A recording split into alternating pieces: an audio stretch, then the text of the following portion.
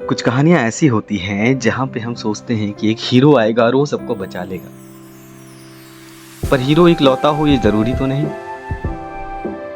एक कहानी ऐसी ही है जहां पे हीरो कोई एक इंसान नहीं, पूरा का पूरा देश था, पूरी की पूरी टीम थी। हीरो तिरंगा था, हीरो माँ गंगा थी। ये कहानी है यूक्रेन इवैक्यूएशन की।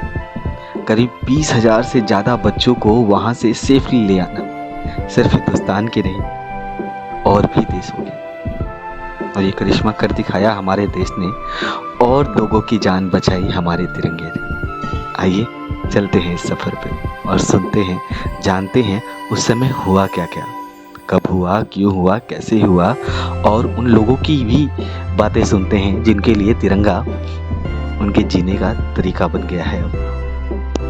ये कहानी शुरू हुई 25 जनवरी 2022 को। ये वो दिन था जब प्राइम मिनिस्टर ने अपने फॉरेन मिनिस्टर्स को कहा कि सारी तैयारी शुरू करो और एक सिस्टम बनाओ। अप्रॉक्सीमेटली 20,000 स्टूडेंट जो वहाँ फंसे हुए हैं और उन्हें हमें लाना हो।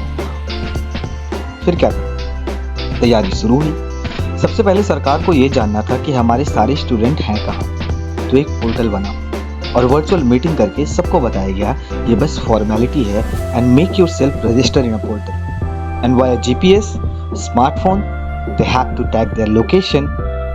और 1 घंटे के अंदर इंडिया के पास डेटा आने लगा। जब डेटा आया तो अपने साथ बड़ी समस्या भी लेकर के आया। उस समय पता चला कि लगभग 22,500 स्टूडेंट हैं जो कि पूरी यूक्रेन में पढ़ाई कर रहे हैं और 40% उनमें से 40% एक बड़ी मात्रा में बच्चे जो कि यूक्रेन और रसिया की बॉर्डर पे हैं। वो एरिया कीव, सुमी और खार्किव थे। उसके बाद पता चला कि 40% स्टूडेंट वेस्टर्न यूक्रेन में थे जो कि रसिया बॉर्डर से दूर था और सेफ भी था।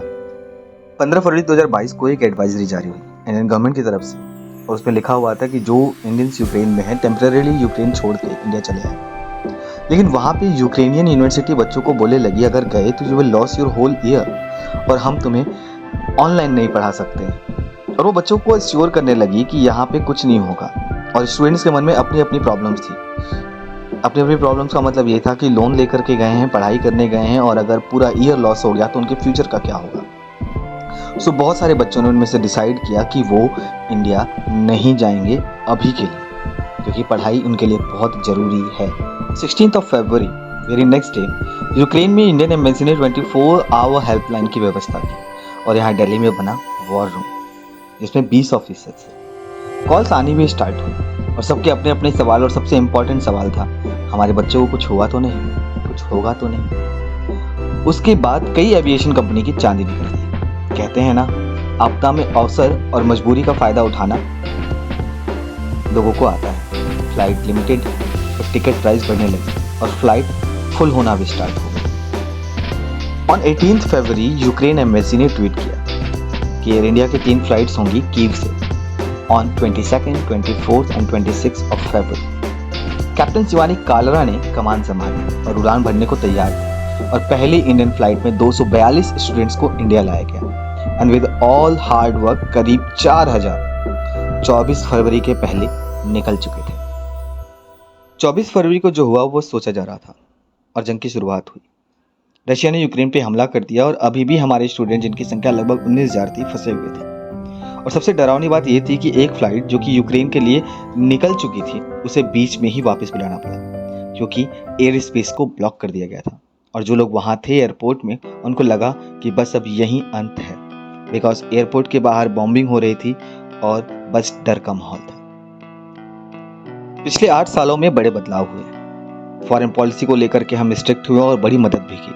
किसी भी देश को कभी भी जरूरत पड़ी तो हम खड़े रहे।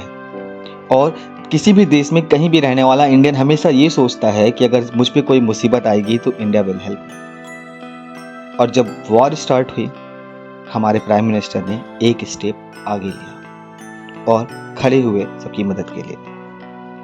Our prime minister was in UP और उसी समय उन्होंने दिल्ली वापस आने का फैसला किया।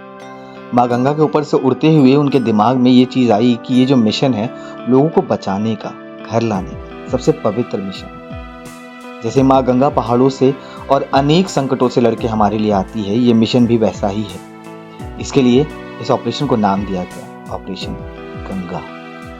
जब वो दिल्ली पहुंचे तो उन्होंने सबसे पहला काम ये किया कि उन्होंने अपनी मिनिस्टर्स को एडवाइजरी दी कि आप सभी एक ऑफिशियल्स को उन सभी बच्चों के घर भेजिए, उन्हें बताइए कि देश उनके साथ है, गवर्नमेंट उनके साथ है, तो आपके बच्चों को कुछ नहीं होगा और वो सेफ आएंगे। प्राइम मिनिस्टर ने अपने एक इंटरव्यू में कहा था, कौन क्या सोचेगा क्या कहेगा इस सोच के साथ हम काम नहीं करते, हम वो करते हैं जो दिल कहता है, और सबसे ज़रूरी ये है कि किसके लिए करते हैं। और उसके बाद उन्होंने दोनों देश रशिया और यूक्रेन के हेड्स को फ़ोन किया और सेफ पैसेज की मांग की ताकि वहाँ के हमारे स्टूडेंट सेफ निकले, और बस उन्हें सेफ पैसेज मिला भी। सेफ पैसेज की बात तो हो गई और वो मिल भी जाता है, लेकिन सबसे बड़ी समस्या ये थी कि अभी उन्हें इंडिया लाना था और आइडिया ये था कि 4 पड़ोसी थे, पोलैंड, स्लोवाकिया, हंगरी, रोमानिया और मालडोवा से भी हमने बातचीत की। और इसमें सबसे बड़ी समस्या थी कि यूक्रेनियन पोलैंड जाने लगे और बॉर्डर पे भीड़ हो गई। इवन इन रोमानिया 400 से 500 इंडियन स्टूडेंट फंस गए, तो एम्बेसडर को बॉर्डर भेजा गया ताकि उनको पैसेज मिल सके बॉर्डर क्रॉस करने के लिए, but paper work and all. फिर हमने प्राइम मिनिस्टर जी ने कॉल किया वापस से स्टेट हेड को और रिक्वेस्ट की कि फास्ट ट्रैक पे काम किया जाए इंडियंस के लिए, बिकॉज वहाँ बस इंडियंस ही नहीं थे और भीड़ बहुत बड़ी थी। 25 फरवरी 2022 वही जहाँ पोलैंड में सब कुछ स्लो डाउन हो चुका था, यूक्रेन से रोमानिया 427 स्टूडेंट सेफली निकल चुके थे और जो लोग वहाँ फंस गए थे उनको बंकरों में रहना पड़ा और प्रॉब्लम फेस करनी पड़ी। 26 फरवरी 2022 इस दिन के लिए कह सकते हैं कि we are proud that we are here. Budapest से फर्स्ट फ्लाइट हुई और ऑपरेशन गंगा का शुभारंभ हुआ। उस फ्लाइट को उड़ाने वाली कोई और नहीं, खुद कैप्टन शिवानी कालरा थी। She flew like a mother, safe and protected. Why we call our country mother? शायद मुझे उस टाइम समझ आया जब बाकी देश अपने बच्चों के लिए कुछ नहीं कर रहे थे, बट माँ भारती अपने बच्चों को छोड़ने वाली नहीं थी। और कहते हैं ना, माँ तो माँ होती है, अपने बच्चों के दोस्तों को कैसे छोड़ सकती थी। तो नेपालीज, बांग्लादेशी, पाकिस्तानी और भी कई सारे नेशनलिस्ट के स्टूडेंट हमारी स्पेशल फ्लाइट में ट्रैवल किया। 28 फरवरी को रात 12:30 बजे के आसपास प्राइम मिनिस्टर ने अपने मिनिस्टर्स को कॉल किया और बोला कि आप लोग खुद जाइए, बिकॉज सिचुएशन ठीक नहीं है। इसके बाद ज्योतिरादित्य सिंधिया, किरण रिजिजू, हरदीप पुरी एंड जनरल वीके सिंह ने कमान संभाली, जिनको ये निर्देश थे, आप तब तक नहीं आएंगे जब तक सब नहीं आ जाते। मार्च 1 सारे मिनिस्टर्स वहाँ पहुँच गए, वो भी एक लेटर के साथ, जो कि हेड ऑफ स्टेट के लिए, जिसका एक्सपेक्ट बहुत अच्छा था। उसके बाद प्राइवेट एयरलाइंस ने भी हाथ बढ़ाए और बोला कि हम भी साथ हैं। The biggest problem is Ukraine से तो बाहर लाना पड़ेगा, जहाँ पर हर 500 मीटर पर ब्लॉकेज है। और फिर माँ ने साथ दिया, हमारे तिरंगे ने साथ दिया। बस के चारों तरफ तिरंगा लगा और हमारी बस सेफली निकल गई। और माँ तो माँ है ना, बस हमारे ही नहीं, माँ ने सबका साथ दिया। आइए सुनते हैं कुछ स्टूडेंट्स को। Indian flag came to the rescue of not only Indians stranded but also helped Pakistani and Turkish students to flee the war-torn country.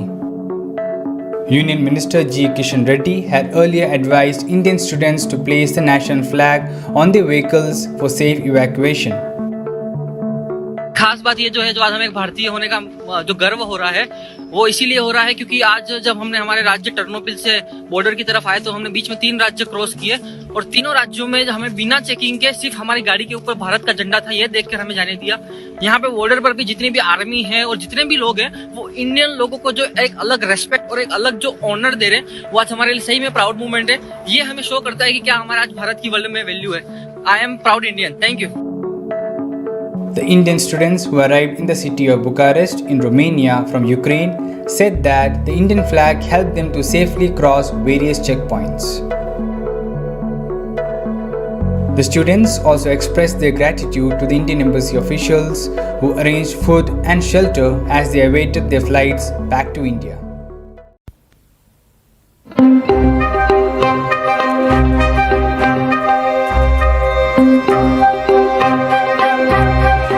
Turkish बच्चे ने, एक पाकिस्तानी बच्चे ने, सबने भारत के झंडे पकड़ लिए थे ताकि उन्हें स्लेव उनको हेल्प मिल रही थी। मैम इसमें भारतीय झंडे झंडा काम आया? जी, भारतीय झंडे और भारतीय दोनों काम है।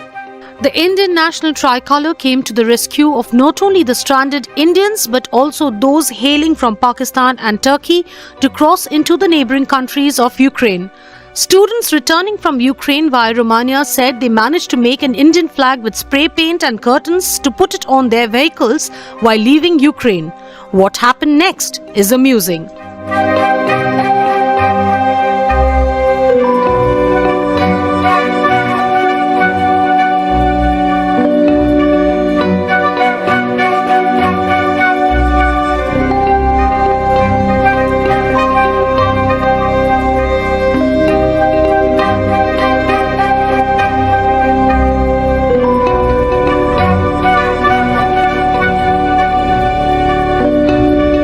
दिखा दिया, वो एक तरीके से यूक्रेन में खड़ा होके भी सेफ था। तो बहुत सारे दूसरे देशों के बच्चों ने भी भारत के झंडे दिखाने शुरू कर दिए थे सेफली निकलने के लिए।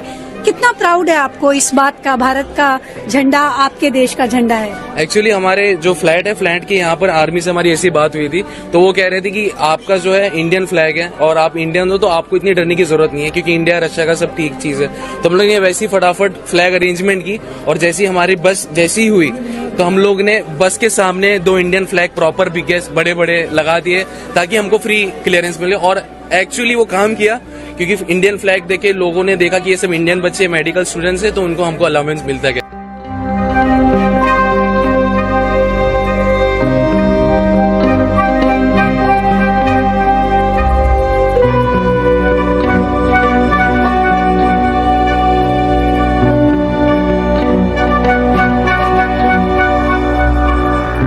फ्लैग मैंने अरेंज करा था। मैं भाग के जाके मार्केट गया, कलर स्प्रे लेके आया, फिर मैंने 6 कलर स्प्रे खरीदे। फिर मैं दूसरी दुकान पे गया, मैं कर्टन लेके आया, मैंने कर्टन काटा, फिर वो हैंड टू हैंड स्प्रे बनाया। वो मेरे पास वीडियो भी है। फिर हम जब घर से निकल रहे थे पूरी बस पे फ्लैग लगाए, फिर हमने नेशनल एंथम गाया, उसके बाद फिर हम निकले।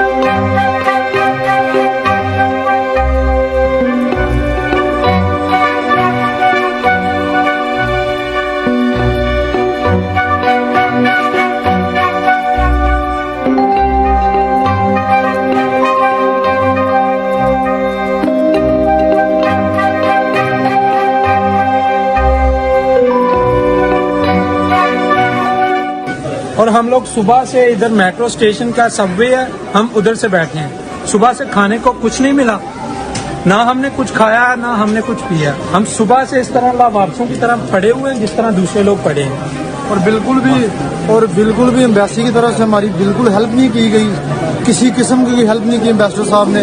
हमारी प्राइम मिनिस्टर पाकिस्तान से रिक्वेस्ट है हमें यहाँ से किसी तरह से निकाला जाए और प्लीज हमारी रिक्वेस्ट। जितनी कंट्रीज के स्टूडेंट हैं सबको इवैक्यूएट कर लिए। हालांकि इंडियन स्टूडेंट जो हैं उनको भी बताया गया कि हम आपको इवैक्यूएट करके इंडिया ले जाएंगे हंगरी के थ्रू, लेकिन पाकिस्तान एम्बेसी की तरफ से हमें कोई रिस्पांस नहीं आया। सिर्फ हमारी रिक्वेस्ट है कि सिर्फ हमारी ये गलती है कि हम सिर्फ इन बिटवीन हमारे प्राइम मिनिस्टर ने एक चीज और की। जितने भी धर्मगुरु थे उनको कॉल किया, बोला कि अपने आश्रम में लोगों के रुकने की व्यवस्था कीजिए। रिक्वेस्ट की और लोगों ने माना। इस्कॉन और भी बड़ी सारी संस्थाएं जिन्होंने फ्री फूड और रहने के लिए जगह दी। फिर बारी आई इंडियन एयरफोर्स की। उन्हें असेंबल किया गया और कहा गया कि आप जाएं और बच्चों को ले आए। एयरफोर्स और इंडियन आर्मी को देखने के बाद बच्चों में एक अलग भरोसा और प्यार दिखा। हम सब जानते हैं हमारी फोर्सेस मारने पे आए तो सर्जिकल स्ट्राइक भी कर सकती है और बचाने पे आए तो मिशन कर पाती। हमारे प्राइम मिनिस्टर ने एक और फोन किया पुतिन को और कहा कि हमारी बसेस जा रही हैं, वहाँ पे फायरिंग नहीं करें और सेफ पैसेज मिले। और उन्हें ये कॉल इसलिए करना पड़ा बिकॉज कि सारे बच्चे सुमी और कीव में फंसे हुए थे जो कि रसिया बॉर्डर से बहुत पास था। 7 मार्च को बस स्टार्ट हुई और जैसे ही स्टार्ट हुई फायरिंग स्टार्ट हुई एंड बस stop and then after conversation they all got the safe passage along with the Indian flag. Over 2,500 students evacuated and जीवित करती और होता भी क्यों ना माँ के साथ proud what you are, and if you are Indian, proud you have another mother who love you more than you. जय हिंद, वंदे मातरम। इसके बाद हमारे प्राइम मिनिस्टर ने सबको थैंक यू बोला। उसकी एक क्लिप आप लोग जरूर सुनिए। इस वीडियो को लाइक करें, शेयर करें, सब्सक्राइब करें और अपनी कमेंट्स जरूर दें। उससे हमें एक मोटिवेशन मिलती है। जय हिंद, वंदे मातरम। विदेश मंत्री डॉक्टर जयशंकर जी, मंत्री परिषद के मेरे साथी जनरल वीके सिंह, हरदीप पुरी जी, किरण रिजिजू जी, ज्योतिरादित्य सिंधिया जी, विदेश सचिव, यूक्रेन, पोलैंड, रोमानिया, स्लोवाकिया और हंगरी से जुड़े हमारे सभी राजदूत और उनके सहयोगी अधिकारी, इन्हीं देशों में स्थित भारतीय कम्युनिटी के मेंबर्स और वॉलंटियर ग्रुप्स, अन्य सभी महानुभाव, देवी और सज्जनों, अभी मेरी जिन लोगों से बातचीत हुई, उनका हौसला, उनका विश्वास ये दिखाता है कि जब इच्छा शक्ति हो, देश सेवा का भाव हो, तो कोई भी लक्ष्य नामुमकिन नहीं होता। मैं आप सभी की सराहना करता हूं, आपका आभार व्यक्त करता हूं। मैं जानता हूं कि मेरे सामने जो भी सज्जन बैठे हैं, हर एक के पास कहने के लिए बहुत कुछ है। आपका अपना अनुभव है, दिन रात आपने मेहनत की, समय अभाव से सबको अपनी बात बताने का मौका नहीं मिला है, लेकिन यहाँ जो स्टूडेंट्स आए हैं, उनसे हमने जो सुना है, उसमें आप सबके पुरुषार्थ की, सेवा भाव की अनेक घटनाएं सुनने को मिली है। और इसलिए आपको आज भले ही कुछ कहने का शायद अवसर न मिला हो, लेकिन आप सभी संगठनों ने जो काम किया है, मैं सबका धन्यवाद करता हूं। और विशेष तौर पर मैं अपने भारतीय स्टूडेंट्स का जिक्र करूंगा। घर से हजारों मील दूर विकट परिस्थितियों में हमारे विद्यार्थियों ने हौसले और जबरदस्त टीम भावना, इसका उत्तम उदाहरण दिया। ज्यादातर छात्र छात्रा अपने आसपास वालों को भी हिम्मत देते रहे। मैं ऐसे सभी स्टूडेंट्स की प्रशंसा करता हूं। हमारे युवा छात्र भाई नवीन के निधन पर भी मैं पुनः अपना दुख व्यक्त करता हूं। हम सभी की प्रार्थनाएं उनके परिवार और प्रियजनों के साथ है। साथियों, आज का यह कार्यक्रम ऑपरेशन गंगा को सफल बनाने में आपने जो योगदान दिया है, आपने जो पुरुषार्थ किया है, जो सेवा भाव को प्रकट किया है, उसे समर्पित है। आपके अथक प्रयासों का ही परिणाम है कि यूक्रेन से करीब करीब 23,000 भारतीय नागरिक सुरक्षित स्वदेश लौट आए। जब दो देशों की सेनाएं एक दूसरे के सामने हो, हथियार और धमाकों से घिरी हुई परिस्थिति हो, तब इतना बड़ा इवैक्यूएशन ऑपरेशन चलाना बहुत ही चुनौतीपूर्ण था। इनमें विदेश विभाग, रक्षा मंत्रालय, भारतीय वायुसेना से लेकर निजी एयरलाइंस, ग्राउंड पर एम्बेसी के अधिकारी से लेकर आप जैसे सभी वॉलेंटियर्स, सभी ने सक्रिय रूप से प्रोएक्टिवली अपना योगदान दिया। ऑपरेशन गंगा के दौरान मेरी कोशिश रहती थी कि हर दिन भारत सरकार के संबंधित व्यक्तियों के साथ लगातार मिलता रहूं, परिस्थितियों का आकलन करता रहूं। आप में से अनेक लोगों के साथ भी सीधे संपर्क में रहा, इसलिए जानता हूं कि युद्ध क्षेत्र में आप किस तरह बहादुरी से डटे रहे। इन दौरान मैंने भी अनेक राष्ट्राध्यक्षों से बात की, लगातार उनसे संपर्क में रहा। आज के इस कार्यक्रम में मैं उन सभी राष्ट्राध्यक्षों का भी आभार व्यक्त करना चाहता हूं। मैं इस अवसर पर भारतीय कम्युनिटी, स्वयंसेवी समूह और भारतीय कंपनियों को भी उनकी सहायता और निस्वार्थ सेवा के लिए विशेष तौर पर धन्यवाद देना चाहता हूं।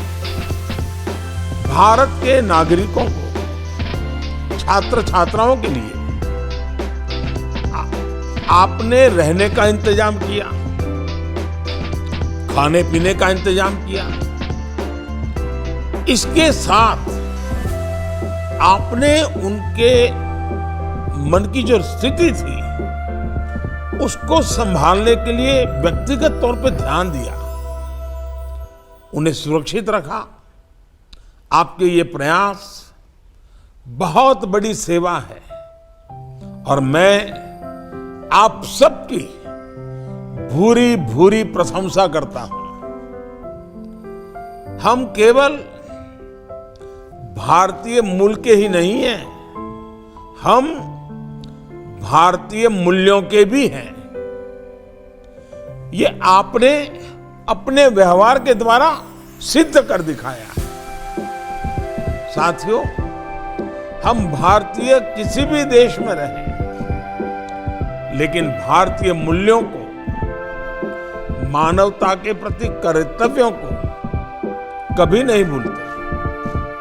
ये हमारी परंपरा, उस परंपरा की प्रेरणा ही है कि युद्ध क्षेत्र से हमने भारतीयों के साथ ही 18 अन्य देशों के अनेकों नागरिकों को भी वहां से निकाला, उनकी भी सेवा की।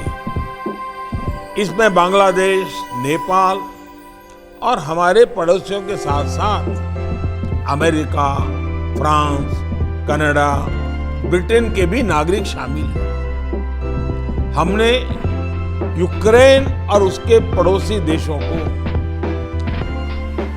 90 टन से अधिक मानवीय सहायता भी प्रदान की।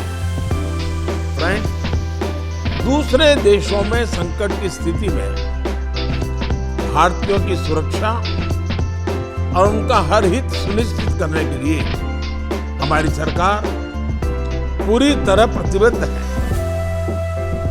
कहीं पर भी भारतीय नागरिक काम कर रहा हो या पढ़ाई के लिए गया हो, उसको आज ये विश्वास है कि भारत की सरकार उसकी चिंता कर रही है। संकट की घड़ी में भारत कभी भी पासपोर्ट का रंग नहीं देखता है, सिर्फ और सिर्फ मानवता का होई अग्रिम पंक्ति में रखते हुए निर्णय करता है।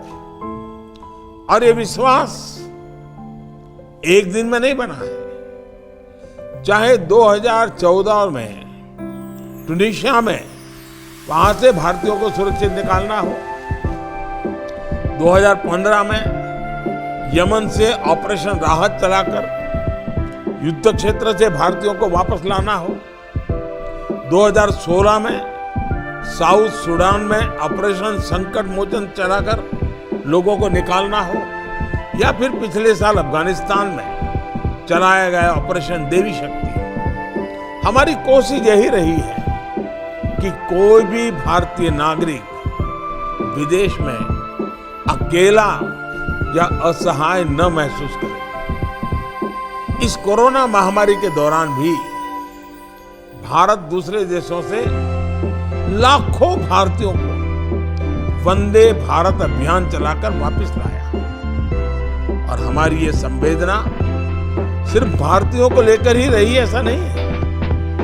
हमने अन्य देशों में आपदा के समय भी उन देशों के नागरिकों की आगे बढ़कर मदद की।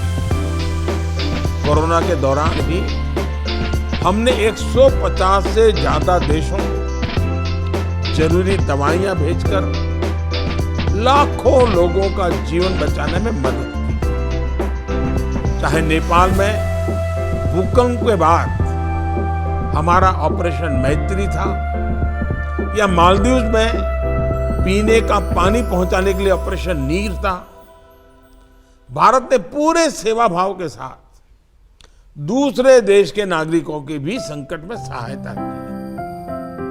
साथियों, ऑपरेशन गंगा के दौरान हम सभी को जो अनुभव रहे, वो हमें भविष्य में इस तरह के हालातों से और बेहतर तरीकों से निपटने में मदद करेंगे। मैं सभी भारतीय मिशन से ये भी कहूंगा कि आप जिस देश में वहां रहने वाले सभी भारतीयों का अपडेटेड डेटा आपके पास जरूर रहना चाहिए। मुझे पता है कि आप इस दिशा में प्रयास करते रहे, लेकिन इन प्रयासों में निरंतरता बहुत आवश्यक है। लगातार अपडेट करते रहना चाहिए। मेरा एक आग्रह विदेश में रह रहे समस्त भारतीय समुदाय से भी है। भारत इस साल आजादी के 75 वर्ष अमृत महोत्सव का पर्व मना रहा है। आप सभी आजादी के अमृत महोत्सव से जुड़े आयोजनों में हिस्सा लें और ज्यादा से ज्यादा कार्यक्रम खुद भी आयोजित करें। ये भारत की आजादी के नायक नायिकाओं को आपकी तरफ से उत्तम श्रद्धांजलि हो। साथियों, मुझे ज्यादातर देशों में रह रहे इंडियन डायस्पोरा से कई बार मिलने का मौका मिलता है। आप किसी भी देश में वहां जब भी किसी भारतीय को देखते हैं, आपके मन में स्नेह जग जाता है, एक अलग ही आत्मीयता नजर आती है। आपका मन करता है कि उस भारतीय के लिए कुछ ना कुछ जरूर करें। और मैं ये भी जानता हूं कि आप भले ही किसी देश में रहे, अपने भारत के लिए भी ऐसा ही सोचते हैं। आपकी सदैव इच्छा रहती है कि भारत के लिए कुछ करें। मेरा आपसे ये भी आग्रह है कि दूसरे देश में रहते हुए भी आप भारत की छवि मजबूत करने में, भारत की विकास यात्रा में जितना संभव हो उतना प्रयास जरूर करें। हम भारतीयों की प्रकृति और हमारी लोकतांत्रिक प्रवृत्ति की दुनिया कायल है। भारत की मानवीय संवेदनाएं, भारत का मानवतावादी व्यवहार हमें पूरी दुनिया में एक अलग पहचान देता है। इस पहचान को हमें दिनों दिन मजबूत करना है।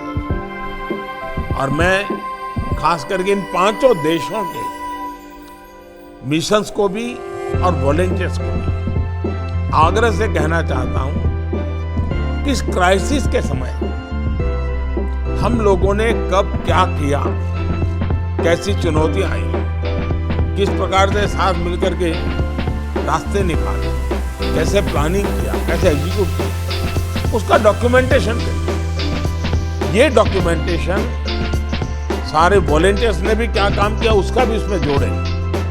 ये डॉक्यूमेंटेशन कभी न कभी हमें काम आता रहेगा। हमारे मिशन के पास इसका सारा संग्रह हो, फिर भारत सरकार को भेजे। मुझे विश्वास है कि आप लोगों के पुरुषार्थ की गाथा, उसमें जो इमोशनल बातें हैं उसको भी जोड़िए, उसमें मैनेजमेंट का जो पहलू है उसको भी जोड़िए, उसमें जो चुनौतियां हैं उसको भी विस्तार से लिखिए, ताकि इस प्रकार का बड़ा ऑपरेशन और इतने कम समय में और युद्ध के बीच में और प्राकृतिक स्थिति विपरीत अपने आप में एक केस स्टडी का विषय बन सकता है, जो आने वाली पीढ़ियों को कभी प्रेरणा दे सकता है।